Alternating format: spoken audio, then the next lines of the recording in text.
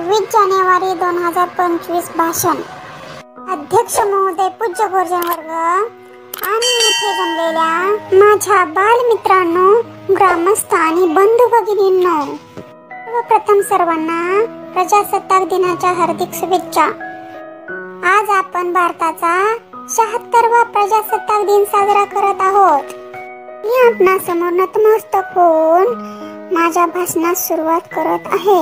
भारत देशाला स्वातंत्र्य मिळवण्यासाठी अनेक संस्थांनी आणि व्यक्तींनीही प्रयत्न केला. त्यातील काही प्रमुख व्यक्ती आहेत: मोहनदास गांधी, जवाहरलाल नेहरू, तात्या टोपे, झाशीची राणी लक्ष्मीबाई, बाळ गंगाधर टिळक, विनायक दामोदर सावरकर, सरदार वल्लभभाई पटेल तसेच छत्रपती शिवाजी महाराजांच्या कार्यामुळे देशातील स्वातंत्र्य चळवळ प्रज्वलित झाली.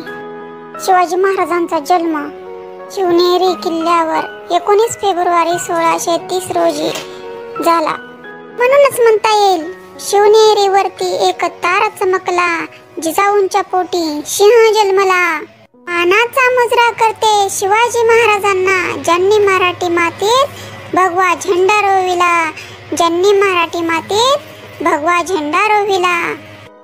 हिंदवी स्वराज्याचे स्वप्न साकार करणारे छत्रपती शिवाजी महाराज.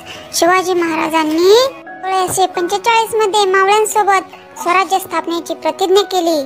त्यांनी ज्यांचे केले त्यांचे राज्य हे वाक्य सार्थ करत शिवरायांनी सर्वप्रथम तोरणा किल्ला जिंकून स्वराज्याचे तोरण बांधले. त्यानंतर त्यांनी कोंढाणा, पुरंदर, राजगड, रायगड, प्रतापगड असे अनेक किल्ले जिंकले.